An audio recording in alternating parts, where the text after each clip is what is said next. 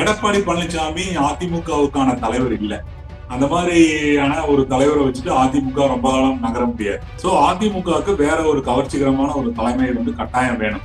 அவர் கட்சியே தொடங்கல, அது ஒரு என்ஜிஓ, ஒரு தன்னார்வ தொண்டு நிறுவனம். இதுல சேருங்கன்னு சொல்றாரு. அது இணையத்துல வழக்கமா புழங்கிட்டு இருக்கிறவங்க பிஜேபி காரங்க அதுல போய் டக்குனு டீ அடிக்கிறது தானே, சப்ஸ்கிரைபர் பட்டனை அமுத்துற மாதிரியான ஒரு விஷயம் தானே. விஜய், உதயநிதி இவங்களுக்கு இணையா அண்ணாமலையை கொண்டு வைக்கிறதுக்கான ஒரு முயற்சி நடக்குது. மற்றபடி மக்கள் கிட்ட அண்ணாமலையோட செல்வாக்கு எந்த விதத்திலையும் பிரதிபலிக்கிற மாதிரியே தெரியல. திருப்பியும் கொங்கு லாபியை கொண்டு அந்த லாபி அண்ணாமலையை சப்போர்ட் பண்ணும் அப்படிங்கறதெல்லாம் தலையை சுத்தி மூக்கு தொடர ஒரு விஷயம்.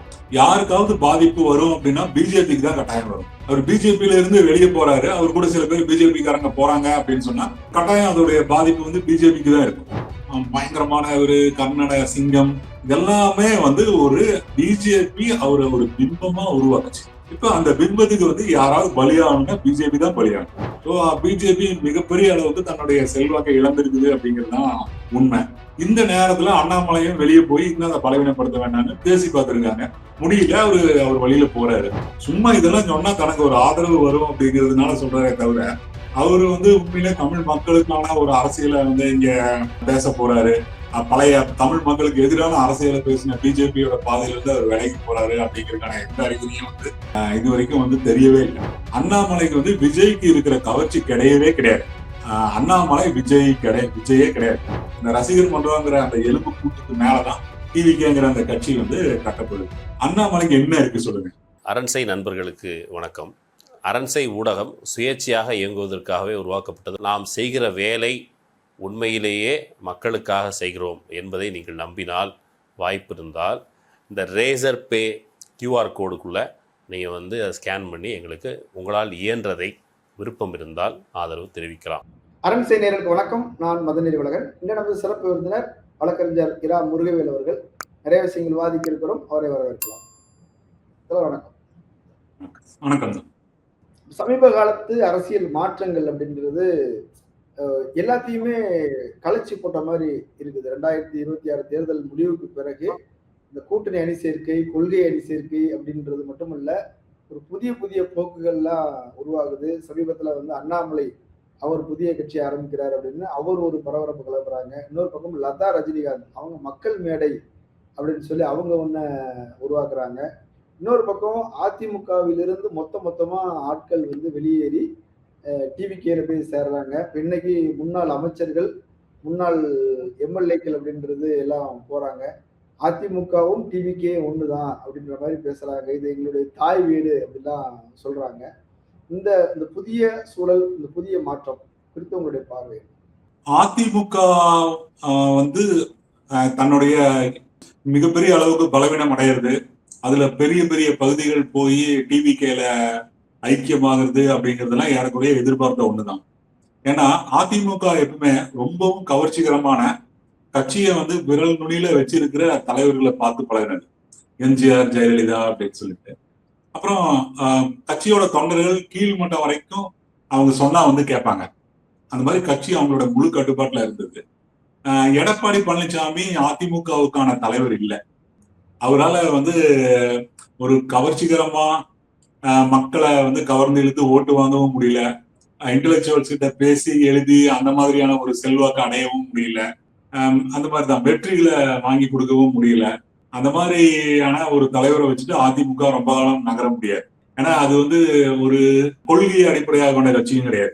அது முழுக்க திமுகவை தான் எல்லாத்துலயும் ஃபாலோ பண்ணும். ஆனா அதை நீர்த்து போன வடிவத்துல பண்ணும். திமுக மாதிரி இல்லாம அதை கொஞ்சம் டைல்யூட் பண்ணி பண்ணும். இப்படிதான் இருந்தது. சோ அதிமுகவுக்கு வேற ஒரு கவர்ச்சிகரமான ஒரு தலைமை கட்டாயம் வேணும். ஆனா இந்த எடப்பாடி, SP வேலுமணி இவங்க எல்லாம் தலைமையை விட்டு தர்ற மாதிரி இல்லை. அப்படிங்கும்போது தமிழ்நாட்டுல இருந்த அந்த பவர்ஃபுல்லான பிரிவுகள், செக்ஷன்ஸ் இவங்க எல்லாம் டிவிகேவை உருவாக்குறாங்க. டிவிகே ஈஸியா அதிமுகவை ஓவர்டேக் பண்ணுது. அப்படின்னா அதிமுக இருக்க வேண்டிய அவசியம் இன்னைக்கு இல்லை. ஸோ நேச்சுரலி டிவிகே இருக்கு, டிஎம்கே இருக்கு. அதிமுகவுக்கான ஸ்பேஸ் இங்க இல்லை. இனிமேல் அதிமுக வளர்ந்து தன்னை சரி பண்ணிட்டு அது பழைய ரூலிங் பொசிஷனை கைப்பற்றும் அப்படின்னு நம்பருக்கும் இடம் இல்லை. இதே மாதிரியான ஒரு கட்சியா புதுசா உருவாயிருக்கிற டிவிகேக்கு மத்தவங்க எல்லாரும் போறாங்க. இது ஒரு மிகப்பெரிய மாற்றம். மற்றபடி அண்ணாமலை எல்லாம் அவ்வளவு சீரியஸா இருக்கிற மாதிரி எனக்கு வந்து தெரியல. அது வந்து ஹைப். இல்ல இப்போ முதல் நாள் 10 லட்சம் பேர் சேர்ந்துட்டாங்க, 2வது நாள்ல 20 லட்சம் பேர் சேர்ந்துட்டாங்க எல்லாம் சொல்றாங்கல்ல. முதல்ல அதாவது இப்ப 12 லட்சம் பேர் சேர்ந்ததா சொல்றாங்க. சேர்ந்து கூட இருக்கலாம். இந்த 12 லட்சம் பேரும் வந்து பிஜேபி காரங்களா, வெளியிருந்து வந்தவங்களா, யாரு அப்படிங்கறதான அதுல இருந்து நம்ம அதை வச்சுதானே முடிவு பண்ண முடியும். இப்போ ஒரு கட்சியுடைய பலத்தை வந்து அதனுடைய ஸ்ட்ரக்சர் எப்படி இருக்குது அப்படிங்கறத வச்சுதான் முடிவு பண்ண முடியும். நான் முதல்ல இருந்தே சொல்லிட்டே இருந்தேன், டிவிகேக்கு வந்து ஒரு வீட்டுல ஒருத்தங்க இருக்காங்க சப்போர்ட் பண்றதுக்கு. அவங்களுடைய அட்டகாசமான ஆபீஸ்களை வந்து எல்லா வார்டுகள்லயும் திறக்கிறாங்க அப்படின்னு எல்லாம். அந்த மாதிரி எல்லாம் ஒண்ணுமே இல்லை. அவர் கட்சியே தொடங்கல. அது ஒரு என்ஜிஓ, ஒரு தன்னார்வ தொண்டு நிறுவனம். இதுல வந்து சேருங்கன்னு சொல்றாரு. அது வந்து இணையத்துல வழக்கமா புழங்கிட்டு இருக்கிறவங்க பிஜேபி காரங்க அதுல போய் டக்குனு டிவி அடிக்கிறது தானே, சப்ஸ்கிரைபர் பட்டனை அமுத்துற மாதிரியான ஒரு விஷயம் தானே, அதை வந்து பண்ணிருக்காங்க. இது எல்லாம் வந்து ஒரு கட்சியோட கேடர்ஸ் எல்லாம் அவங்களை எல்லாம் சொல்லிட முடியாது. இது வந்து முழுக்க முழுக்க ஒரு ஹைப். விஜய், உதயநிதி இவங்களுக்கு இணையா அண்ணாமலையை கொண்டு வந்து வைக்கிறதுக்கான ஒரு முயற்சி வந்து நடக்குது. அதுல கொஞ்சம் சில செக்ஷன்ஸ் ஊடகத்துல சில பேரு அண்ணாமலையே தன்னை முன்னிலைப்படுத்திக்கிறதுக்கு வந்து முயற்சி பண்றாரு. அப்புறம் அவருடைய ஆதரவு இந்த மாதிரி ஏதாவது ஒண்ணு வந்துச்சுன்னா இந்துத்துவா வேறு பிடிக்காதா அப்படின்னு நினைக்கிற சில பேர், இவங்க எல்லாம் சேர்ந்து இப்படி சில விஷயங்கள் வந்து பண்றாங்க. மற்றபடி மக்கள் கிட்ட அண்ணாமலையோட செல்வாக்கு எந்த விதத்திலையும் பிரதிபலிக்கிற மாதிரியே தெரியல. ஆனா ஒண்ணு சொல்றாங்க இல்லையா, இப்ப கொங்கு பெல்ட்ல வந்து ஏடிஎம்கேவுடைய சரிவு அப்படின்றது இன்னொரு பக்கம் டிவிகேவுடைய செல்வாக்கா போயிருக்குது. அப்படி டிவிகேக்கு ஓட்டு போட்டவர்கள்ல பலர், இளைஞர்கள்ல பலர் அண்ணாமலை ஆதரவாளர்கள் அப்படின்னு சொல்றாங்க. இப்ப நானே சிலர் எல்லாம் சந்திச்சேன். அவங்க அண்ணாமலை ஃபேன்ஸ் கிளப் அப்படின்னு சொல்லி வச்சிருக்கிறாங்க. சிலர் வந்து அண்ணாமலை ஆதரவாளர்கள் கூட்டம், ஏதோ ஒரு வகையில அண்ணாமலை குரூப்ஸ், இப்படிலாம் வந்து நிறைய குரூப்புகள் இருந்த பசங்க எல்லாருமே மொத்தமா டிவி கேக்கு போட்டாங்க. இப்ப அந்த டீம் வந்து அப்படியே வந்து அண்ணாமலை பக்கம் வருது. இன்னொரு பக்கம் ஏடிஎம்கேவுடைய பேஸ் காலியா வருது. கொங்கு பெல்ட்ல ஒரு கவுண்டர் லாபி அப்படின்றத வந்து இப்போ அண்ணாமலை கேப்சர் பண்ணிட்டாரு. ஏன்னா எடப்பாடியோட இடம் காலியாகுது. இப்படியான ஒரு பேச்சுக்களும் இருக்குது. அந்த கொங்கு லாபி காலி ஆகிதான் டிவிகே அந்த இடத்துல ஜெயிக்கவே செஞ்சது. ஆல்ரெடி கொங்கு அது ஏறக்குறைய முடிஞ்சிருச்சு. என்னன்னா இந்த திமுக அதிமுக ரெண்டு பேர்த்துலயும் இருந்த மிகப்பெரிய பிரச்சனை என்னன்னா, இந்த கிங் பின்ஸ் பாலிடிக்ஸ்னு ஒண்ணு இருக்கும். இங்க எஸ்பி வேலுமணி, இங்க வந்து செந்தில் பாலாஜி, இந்த மாதிரி. அப்போ வந்து மத்தவங்களுக்கு வந்து ஸ்பேஸே இல்லாம இருந்துட்டு இருந்தது. இன்னைக்கு அதெல்லாம் வந்து உடஞ்சிருச்சு. அதனால இன்னைக்கு திருப்பியும் கொங்கு லாபியை கொண்டு வந்து அந்த லாபி வந்து அண்ணாமலையை சப்போர்ட் பண்ணும் அப்படிங்கறதெல்லாம் வந்து தலையை சுத்தி பூக்க தொடர ஒரு விஷயம். கொங்கு லாபிலேயே ஒரு பெரிய செக்ஷன் வந்து கொங்கு லாபி அப்படிங்கறத மாத்திக்காமையே டிவிகே கூட போயிருச்சு. ஏடிஎம்கேல இருந்து கூட்டம் கூட்டமா டிவிகேக்கு போறவங்க எல்லாம் வந்து எந்த லாபியும் இல்லாம சாதி மத வேறுபாடு அற்ற கொங்கு வேளாள அந்த மாதிரி ஆளுலாம். அதனால வந்து எல்லாத்துக்கூடையும் தான் போறாங்க டிவிகேக்கு. எல்லாத்தையும் எடுத்துட்டு தான் போறாங்க. அதனால வந்து அண்ணாமலைக்காக அந்த லாபி அப்படியே காத்துட்டு இருக்கோம், இவர் வந்தோடனே அது பத்திக்கும் அப்படிங்கறதெல்லாம் அந்த மாதிரி எந்த அறிகுறியும் தெரியலையே. அங்க தாமதமாவே வந்துட்டாரு. அண்ணாமலை போன எலெக்ஷன்ல வந்திருந்தாருன்னா அவர் அவருடைய பேச காப்பாத்திருக்கலாம். இப்போ எலெக்ஷனுக்கு பின்னாடினும் போது அது என்ன போயிருச்சு, காப்பாற்ற முடியாது, உருவாக்க முடியாதுன்னு நினைக்கிறீங்களா? அண்ணாமலை போன எலெக்ஷன்ல இருந்தாரு. அண்ணாமலை வந்து எல்லாருக்கும் போய் பிரச்சாரம் பண்ணாரு, பிஜேபியில தான் இருந்தாரு. மோடி பக்கத்துல அப்படியெல்லாம் உட்கார்ந்து தன்னை ஒரு முக்கியமான ஒரு ஆள் மாதிரி காட்டிக்கிட்டாரு. அவருக்கு வந்து மந்திரி பதவி கொடுத்துருவாங்க, அதை கொடுத்துருவாங்க, இதை கொடுத்துருவாங்க, நல்லா வந்து பேச்சுக்கள் வந்து அடிபட்டு இருந்தது. அப்படின்னு அண்ணாமலை வந்து ஓரங்கட்டப்பட்டு அவர் இல்லாம பிஜேபி தடுமாறுதுங்கிற மாதிரி எல்லாம் இருக்கலையே. அண்ணாமலை வந்து என்ன பண்ணணுமோ அது எல்லா இடத்துலயும் பண்ணிட்டு தான் இருந்தாரு. அதுக்காக பிஜேபி காரங்க அண்ணாமலை இல்லை அப்படிங்கறதுக்காக தாமரை விட்டுட்டு வேற ஒண்ணுக்கு மாத்தி போட்டுருவாங்க, டிஎம்கேக்கு வந்து போட்டுருவாங்களா பிஜேபிக்கு? இந்த மாதிரி எல்லாம் பண்ண மாட்டாங்க. அண்ணாமலையுடைய வருகை யாருக்கு பாதிப்பு அப்படின்னு ஒண்ணு, 12 லட்சம் பேர் அப்படின்னாலும் கூட அது ஏதோ ஒரு கட்சி சார்பா இருக்கிறவங்க தான் போயிருப்பாங்க. அப்போ அவர் ஒரு இளைஞர் அப்படிங்கிற வகையில இளைஞர்கள் பெரிய அளவுல அண்ணாமலையை ஆதரிக்கிறாங்க. பிஜேபியில ஒரு செக்ஷனுக்கு அண்ணாமலை மேல ஒரு பெரிய ஈடுபாடு உண்டு, கிட்டத்தட்ட ஒரு பாதி பேரு அப்படி உண்டு. இப்ப இதனால யாருக்கு பாதிப்பு வரும்னு நினைக்கிறீங்க? இந்த குரோத்துங்கிறது இன்னும் கூடுமா? யாருக்காவது பாதிப்பு வரும் அப்படின்னா பிஜேபிக்கு தான் கட்டாயம் வரும். ஏன்னா அவர் பிஜேபி காரரு. அவர் பிஜேபியில இருந்து வெளியே போறாரு. அவர் கூட சில பேர் பிஜேபி காரங்க போறாங்க அப்படின்னு சொன்னா கட்டாயம் அதோடைய பாதிப்பு வந்து பிஜேபிக்கு தான் இருக்கும். ஃபர்ஸ்ட் இந்த 12 லட்சம் பேர்ல எத்தனை பேர் பிஜேபி அப்படிங்கிறது ஒரு முக்கியமான ஒண்ணு. எத்தனை பேர் ஹைப்புன்னு ஒண்ணு, எத்தனை பேர் சும்மா போட்டவங்க அப்படின்னு சொல்லிட்டு ஒண்ணு. அப்புறம் வந்து அண்ணாமலைய வந்து அந்த அண்ணாமலை ரசிகர் மன்றம், அண்ணாமலை ஒரு நல்ல தலைவர், மாற்றத்துக்கானவர் அப்படிங்கிறதெல்லாம் வந்து காலேஜுகள்ல ஒரு ப்ரமோஷன் இருந்துச்சு பிஜேபி இருந்த டயத்துல. ஜெயலலிதா காலமானதுக்கு அப்புறம் பிஜேபி வந்து ஒரு ஆல் அவுட் எஃபர்ட் எடுத்துச்சு அண்ணாமலையை ப்ரமோட் பண்றதுக்காக. அவரு ஒரு ஆட்டை தோல்ல போட்டுட்டு வந்து இப்படிதானே அவர் அறிமுகமாகிறாரு. அவர் ஒன்றும் நான் பிஜேபி காரன் ஒன்றும் வரலையே, நான் இயற்கை விவசாயம் பண்ண போறேன், ஆடு வளர்க்க போறேன், இப்படி எல்லாம் வந்து திடீர்னு ஒரு நாள் பிஜேபி தலைவராக மாறிட்டாரு. அப்புறம் அதுக்கப்புறம் அவர் அப்படி இப்படி பயங்கரமான ஒரு கர்நாட சிங்கம் இதெல்லாமே வந்து ஒரு பிஜேபி அவரை ஒரு பிம்பமா உருவாக்குச்சு.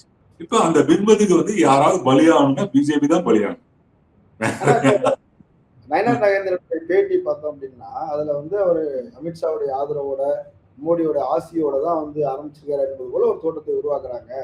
அப்படி எதுவும் இல்லை, அவர் மோடி அவரை சந்திக்கவே இல்லை, அமித்ஷாவை மட்டும் பார்த்து பேசினாங்க, அதுவும் அவர் ஆசிலாம் வழங்கல அப்படின்ற மாதிரி சொல்றாங்க. கூப்பிட்டு அவரை வந்து சமாதானப்படுத்தி கட்சியில வச்சுக்கொள்ள முடியுமா அப்படின்னு அதிகபட்சம் முயற்சி நடந்தது. அதான் 2-3 நாள் அது முடியல, அவர் ஏத்துக்கல அப்படின்னும் போதுதான் சரி ஓகே பகச்சிக்க வேண்டாம், ஃபியூச்சர்ல யூஸ் பண்ணிக்கலாங்கிற ஒரு பேசிக்ல அவரை விட்டுக்கிறாங்க என்பது போல அந்த தோற்றம் இருக்குது உங்க பிஜேபி ஆதரவாளர்களுடைய பேச்சுகள்ல. அதான் 100% சரியா தான் சொல்றாங்க. வெளியே போறதை தடுக்க முடியுமா? இப்ப ஆல்ரெடி வந்து கட்சியுடைய வாக்கு சதவீதம் 3% அந்த மாதிரி வந்துருச்சு.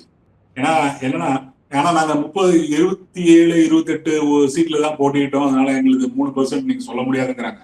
ஆனா அந்த 27, 28 சீட்லயும் ஏடிஎம்கே ஓட்டையும் சேர்த்து தான் 3%. அது பிஜேபி ஓட்டு மட்டுமே இல்லை. சோ இது வந்து இப்ப எப்படி இருந்தாலும் ஏடிஎம்கே ஓட்டு 2 மடங்கு இருக்கும் பிஜேபியை விட. சோ பிஜேபி மிகப்பெரிய அளவுக்கு தன்னுடைய செல்வாக்கை இழந்திருக்குது அப்படிங்கிறதுதான் உண்மை. இந்த நேரத்துல அண்ணாமலையும் வெளியே போய் இன்னும் அதை பலவீனப்படுத்த வேண்டாம்னு பேசி பார்த்திருக்காங்க, முடியல, அவர் வழியில போறாரு, அவ்வளவுதான். அதனால வந்து பிஜேபி ஆசையோட பிஜேபி வந்து கூடு விட்டு கூடு பாய்ந்து இவர் மூலமா இன்னொன்னு வந்து உருவாக்க ட்ரை பண்ணுது. ஒரு மாநில கட்சி ஆரம்பிச்சு அதன் மூலமா இங்க வந்து ஆட்சியை பிடிச்சு திருப்பி பிஜேபி வரும். இதெல்லாம் வந்து ரொம்பவும் கற்பனையான பேச்சுகள். அவருக்கு வந்து அவருக்கு ஒரு வேலை கொடுத்தாங்க, பிஜேபிய இங்க வந்து ஒரு எதிர்கட்சியாவோ இல்லாட்டி ஆளுங்கட்சியாவோ மாத்துறது. ஜெயலலிதா இல்லாததையும் கருணாநிதி இல்லாததையும் பயன்படுத்திட்டு இதை வந்து அந்த பொசிஷனுக்கு கொண்டு வர்றது அப்படின்னு சொல்லிட்டு அவரும் முடிஞ்சதெல்லாம் பண்ணி பார்த்தாரு. அந்த இடத்துக்கு அவர் வர முடியல. 3வது பொசிஷன் தான் ஒரு கட்சியில வந்து ஓரங்கட்டப்பட்டார். இவர் இருந்தாருன்னா அதிமுக கூட்டு இதெல்லாம் வந்து சாத்தியம் இல்லை அப்படிங்கும்போது ஓரங்கட்டப்பட்டார். மிக இயல்பான ஒரு விஷயம் தான் நடந்தது, அவ்வளவுதானே. ஃபேஸ் அப்படின்றது பிஜேபி இந்துத்துவா ஃபேஸ் அப்படின்றது தான் அவருடைய முகம், அவருடைய அடையாளம் அப்படிங்கிறது பிஜேபி அப்படின்றது தான் இப்ப கடந்த காலம். ஆனா நான் ஒரு புது பாதையில போறேன், புது ரூட் எடுக்க போறேன், இடதுசாரி பாதையில பயணிக்க போறேன், தோழர்கள் எல்லாம் சொல்றாரு, அப்படி ஒரு புதுசா வந்து பண்ண போறேன், தமிழ் நாட்டின் உரிமைகளை விட்டு கொடுக்காத ஒரு தேசியவாதியாக ஒரு இந்தியனாக இருப்பேன் அப்படிலாம் சொல்றாரு. இந்த ஒரு புதிய வடிவம் ஏற்கனவே போட்டுக்கிற பாம்பு வந்து சட்டையை கழட்டிட்டு ஒரு ஃப்ரெஷ்ஷா மாதிரி வந்திருக்கிறாரு. இந்த புதிய வடிவம், இந்த புதிய அடையாளம் ஒரு தலைமுறையை வந்து ஈர்க்குமா? ஒரு எதிர்காலத்துக்கான ஒரு அரசியல் சக்தி வாய்ப்பு இருக்குதா? திருப்பரங்குன்றத்துல வந்து அந்த தர்கா இருக்கிற இடத்துல தீபம் ஏத்தணும் அப்படின்னு சொல்லி நான் சொன்னது தப்புன்னு சொன்னாரா எங்கேயாவது அண்ணாமலை? பிஜேபியோட சேர்ந்துட்டு நான் இந்த மாதிரி பண்ணினேன், தமிழ்நாட்டுல அமைதியை குலைக்கிறதுக்கு முயற்சி பண்ண, அது தவறுன்னு சொல்லியிருக்காரா? நீட்டை ஆதரிச்சு நான் வந்து தமிழகம் முழுக்க வந்து பிரச்சாரம் பண்ணினேன், நீட்டை எதிர்த்தவங்களுக்கு வந்து எதிராக நான் நின்னேன், அது வந்து தப்பு அப்படின்னு சொல்லி எப்பாவது சொல்றாரா? ஜிஎஸ்டினால பாதிக்கப்பட்டவங்களுக்கு நான் வந்து வருத்தப்படுறேன், நான் அதை ஆதரிச்சிருக்க கூடாதுன்னு சொல்றாரா? அவர் ஒண்ணுமே சொல்லல. சும்மா இதெல்லாம் சொன்னா தனக்கு ஒரு ஆதரவு வரும் அப்படிங்கிறதுனால சொல்றாரே தவிர அவரு வந்து உண்மையிலே தமிழ் மக்களுக்கான ஒரு அரசியலை வந்து இங்க பேச போறாரு, பழைய தமிழ் மக்களுக்கு எதிரான அரசியலை பேசின பிஜேபியோட பாதையில இருந்து அவர் விலகி போறாரு அப்படிங்கிறதுக்கான எந்த அறிகுறியும் வந்து இது வரைக்கும் வந்து தெரியவே இல்லை. அவரு அது பிராக்டிஸ்ல வந்து அவர் அதை காட்டணும். அப்துல் கலாமுடைய கொள்கைகளை வந்து நான் பின்பற்ற போறேன், ஒரு கிராமப்புற வளர்ச்சிக்குன்னு புறா அப்படின்லாம் ஒரு திட்டம் கொண்டு வந்தாரு, வல்லரசு இந்தியா அப்படின்ற ஒரு லட்சியத்தை எல்லாம் உருவாக்குனாரு, அப்துல் கலாம் பாதையில நான் போவேன் அப்படின்னு சொல்றாரு. அப்துல் கலாமுக்கு ஒரு மரியாதையான ஒரு இடம் ஒன்று இருக்குது தமிழ்நாட்டுல. ஸோ அதை அறுவடை செய்து கொள்ளலாம் என்பது அவருடைய அபிலாசையா இருக்கும் அப்படின்ற மாதிரி தோணுது. ரெண்டு விஷயம். ஒண்ணு வந்து என்னன்னா, ரொம்பவும் பொத்தாம் பொதுவான விஷயங்களை வந்து பேசுறதுக்கு அப்துல் கலாம் யூஸ் ஆகும், சரிங்களா? இப்ப நீட் வேணுமா வேண்டாமா, சூயஸ் வந்து கோயம்புத்தூர்ல வேணுமா வேண்டாமா, வாட்டர் பிரைவேடைசேஷன் வேணுமா வேண்டாமா, இந்த மாதிரியான கேள்விகளுக்கு உள்ள போகாம நீங்க வந்து மொட்டையா ஒரு அரசியல பேசிட்டே இருக்கிறதுக்கு அப்துல் கலாம், வல்லரசு இதெல்லாம் வந்து ஓரளவுக்கு வந்து யூஸ் ஆகும். ஆனா நீங்க கிரவுண்ட் லெவல் அரசியலுக்கு வரும்போது இந்த விஷயங்கள் தான் கண்ணு முன்னாடி வந்து நிற்கும். ஆனா டிவிக்கே ஒரு உதாரணத்தை காட்டிருக்குல்ல, ஒரு மேலோட்டமான அரசியல். நீங்க எல்லாரும் பேசுறதை பத்தி சொல்றீங்க, அவங்க பேசல. வெறும் காமராஜர், பெரியார், அம்பேத்கர்னு வெறும் ஒரு போட்டோவை மட்டுமே வச்சுக்கிட்டு வேலையை முடிச்சுட்டாங்க, ஜெயிச்சுட்டாங்களே. இல்ல அது வந்து என்னன்னா, அது பேசாம இருந்தது வந்து அவங்களோட ஒரு பாசிட்டிவான ஒரு விஷயம். ஒண்ணு வந்து என்னன்னா, அதுல டிவிக்கேல இருந்தவங்கள விஜய் ரசிகர்கள் அப்படிங்கிறவங்க ரொம்ப ஒரு பெரிய செக்ஷன். விஜயோட சினிமா அதனாலலாம் ஈர்க்கப்பட்டு அவர் என்ன சொன்னாலும் கேட்போம் அப்படிங்கிறவங்க. அதை தவிரவும் திமுக, அதிமுக, பிஜேபி, காங்கிரஸ்ல வந்து உள்ள போக முடியாதவங்க, ஸ்பேஸ் இல்லாதவங்க, இந்த மாதிரி ஏராளமான செக்ஷன்ஸ். இப்ப கிராம சபை கூட்டத்துல வந்து பேசுறதுக்கு வந்து எங்களுக்கு வழியே இருக்க மாட்டேங்குது. அதுல வந்து ஒரு ஆதிக்கம் இருக்கிறவங்க தான் அதை முழுசும் ஆக்கிரமிச்சுக்கிறாங்க. இந்த மாதிரி எல்லாம் இருக்கிற நிறைய பேர் வந்து டிவிகேக்குள்ள போய் அந்த பேனர்ல அதை வந்து பேசுறாங்க. இது எவ்வளவு நாளைக்கு இது டிவிகே இப்படி இருக்கும் அப்படின்னு எல்லாம் தெரியல. ஆனா இன்னைக்கு வந்து டிவிகே ஒரு ஓப்பன் பிளாட்ஃபார்மா இருந்துச்சு. அதுல யார் வேணாலும் போலாம், என்ன வேணாலும் வந்து பேசலாம் அப்படின்னு இருந்தது. தலைமையிட்ட இருந்து பெரிய டைரக்ஷன் எல்லாம் அதுக்கு வந்து இல்ல. நீங்க பெரியாரும் பேசலாம், அந்த ஒரு எம்ஜிஆரும் வந்து பேசலாம். இப்படி அது அது ஒரு மாதிரியான இருந்தது. அதனால உள்ளூர் அரசியல்கள், மோதல்கள், இந்த மாதிரி விஷயங்கள் எல்லாம் தீர்த்துக்கிறதுக்கு வந்து டிவிக்கே யூஸா இருந்துச்சு. அப்புறம் அண்டர் பிரிவிலேஜ் ஆட்கள் வந்து அதை தங்களுடையதான் பார்த்தாங்க. ஒரு 17, 18, 19 வயசு ஆட்கள்லாம் தனக்கான ஒரு குரல் டிவிக்கேல கிடைச்சதா பார்த்தாங்க. அவர் வந்து விஜய் பயங்கரமான அரசியல் எல்லாம் பேசணும்னு எதிர்பார்க்கவே இல்லை. அப்படி ஏதாவது பேசியிருந்தாலும் புரிஞ்சிருக்குமாங்கிறதும் டவுட் தான். அவங்க அரசியலை வந்து பேசிட்டாங்க. ஆனா அண்ணாமலை அப்படி பேச முடியாது. ஃபர்ஸ்ட் விஷயம், அண்ணாமலைக்கு வந்து விஜய்க்கு இருக்கிற கவர்ச்சி கிடையவே கிடையாது. அண்ணாமலை விஜயே கிடையாது. ஒரு 25 வருஷம் கேர்ஃபுல் ஒர்க் இருக்கு விஜய்க்கு பின்னாடி. அது விஜய் மட்டும் இல்ல, அவங்க அப்பா, அதுக்கு பின்னாடி பல்வேறு டைரக்டர்ஸ், தயாரிப்பாளர்கள், இவங்க எல்லாம் சேர்ந்து விஜய வந்து எல்லா எல்லா சூப்பர் ஸ்டாரையும் அப்படிதான் அவங்க ப்ரமோட் பண்றாங்க, கொண்டு வந்து நிறுத்துறாங்க. ஒரு 10-15 வருஷமா விஜயோடைய ரசிகர் மன்றங்கள் வந்து எல்லா பகுதியிலையும் வந்து இருந்துட்டு இருக்குது. அவங்களுடைய ஒர்க், இந்த ரசிகர் மன்றங்கிற அந்த எலும்பு கூட்டுக்கு மேலதான் டிவிகேங்கிற அந்த கட்சி வந்து கட்டப்படுது. அண்ணாமலைக்கு என்ன இருக்கு சொல்லுங்க? ஒரு வீட்டுக்கு ஒரு ஓட்டு வந்து டிவிகேக்கு இருந்தது, அண்ணாமலைக்கு இருக்கா? ஒரு ரோட்டுக்கு ஒரு ஓட்டு இருக்கா? எங்க கொங்கு பகுதியில் வேணா ஒரு ரோட்டுக்கு 1-2 ஓட்டு இருக்கலாம். மற்ற பகுதிகளில் வந்து அண்ணாமலைக்கெல்லாம் வந்து இருக்காது. இதுல இருந்துதான் அண்ணாமலை தன்னோட இடத்த பிச்சை எடுக்கணும். அப்புறம் அவர் பேசுற அரசியல் ஏதாவது ஒரு ஃபயர் இருக்குங்களா? இப்ப நேத்து வந்து அந்த காக்ரோச்காரங்கெல்லாம் வந்து என்ன பேச்சு பேசுறாங்க? சிஸ்டத்து மேல எவ்வளவு பெரிய விமர்சனங்கள் வந்து வைக்கிறாங்க. கல்வி அமைச்சர் வந்து ரிசைன் பண்ணணும் அப்படின்னு சொல்லி சொல்றாங்க.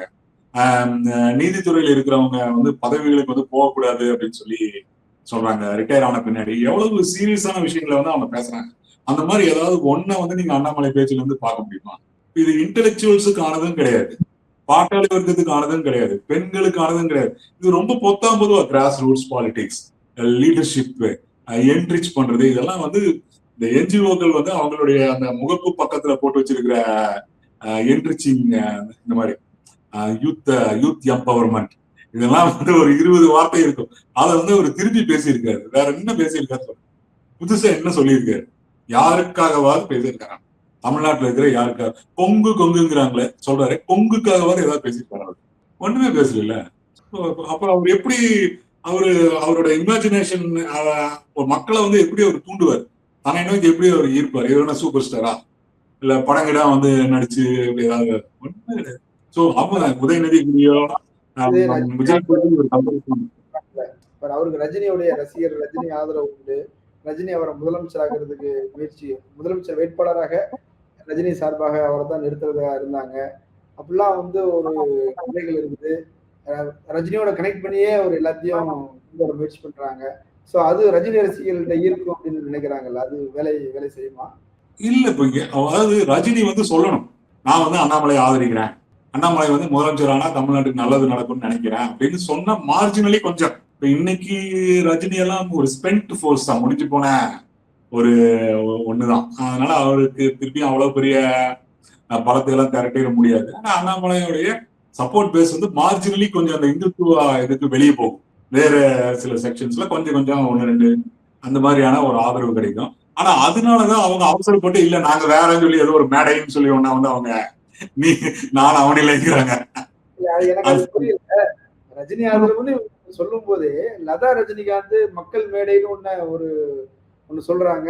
இப்ப அவங்க 65 வயசுக்கு மேல என்ன மக்கள் மேடையை நடத்தி என்ன பண்ண போறாங்க அப்படின்னு தெரியல. ரஜினிக்கு இருக்கிற கிரேஸ் லதா ரஜினி மேல இருக்குமான்னு தெரியல. எந்த நம்பிக்கையில அவங்க ஒரு தனி மேடையை போடுறேன்றாங்க. நம்ம சமூக மாற்றத்தை உருவாக்கணும்னு வேற சொல்றாங்க அவங்க. இல்ல தங்கனால எதுவும் பண்ண முடியாது அப்படிங்கிறது அவங்களுக்கு தெரியும். அதற்கான அமைப்பும் இது கிடையாது அப்படின்னு வந்து தெரியும். உங்களுக்கு அமைப்பு வேணும் அப்படின்னு சொன்னா உள்ளூர்கள்ல சந்து பொந்துகள்ல உங்களுக்கு கிளை வேணும், கேடர்ஸ் வேணும், வட்ட செயலாளர்கள், மாவட்ட செயலாளர்கள் இதெல்லாம் வேணும். அந்த ஸ்ட்ரக்சருக்குள்ளேயே இவங்க போக மாட்டாங்கிறாங்க. அண்ணாமலையும் போகல, லதா ரஜினிகாந்தும் போகல. ஆனா லதா ரஜினிகாந்தை பொறுத்த வரைக்கும் அவரோட ரசிகர்கள் ரஜினி வேற லதா வேறன்னு பார்க்க மாட்டாங்க. அது ரெண்டு பேரையும் ஒன்னா தான் அவங்க பார்க்க போறாங்க. ஆனா அவங்க தங்களை வேற யாரும் யூஸ் பண்ணிடக்கூடாது அப்படிங்கிறதுக்காக தொடங்கி இருக்கணும். இந்த நம்மளுடைய பேஸ் அண்ணாமலைக்கு போயிடக்கூடாது, அதை தக்க வச்சுக்கணும்ன்றதுக்காக வேலை செய்யறாங்கன்னு எடுத்துக்கலாமா? அதை இல்ல நம்ம பேர் அவர் யூஸ் பண்ணிட்டாருன்னா மத்த ரூலிங் சர்க்கிள்ஸ் எல்லாம் எதிரியா மாறும் இல்லையா, டிவிகே டிஎம்கே எல்லாம். அதனால அப்படி இல்லை, நாங்க இந்த மாதிரி ஒரு சமூக சேவைக்காக ஒண்ணு பண்ணிட்டு இருக்கோம், அவருக்கு எனக்கு சப்போர்ட் இல்லை, என் பேரை யூஸ் பண்றதை நான் அங்கீகரிக்கல அப்படிங்கிறது தான் அது. ரஜினி எல்லாமே பூடகமாவே ரஜினி வாய் திறந்து ஒண்ணு சொல்லாத வரைக்கும் அவர் எங்கோட தான் இருக்காருன்னு யாராலும் பேச முடியும். அப்போ ரஜினி நேரடியா சொல்லாத வரைக்கும் அவர் ஆதரவளிச்சுதான் நம்ம எடுத்துக்கவே முடியாது. இவர் ரொம்ப பேசிட்டே இருக்காருன்னா ரஜினி ஒரு நாள் இல்லைன்றது. ஓகே, நிறைய முக்கியமான விஷயங்கள் சொல்லியிருக்கிறீங்க. இன்னும் இது எந்தெந்த திசையில போகுது அப்படிங்கிறத நம்ம தொடர்ந்து பேசலாம். கலந்து கொண்டு கருத்துக்களை பகிர்ந்து நன்றி. நேரிலே மற்றொரு விருந்தினோடு மீண்டும் சந்திக்கலாம். நன்றி.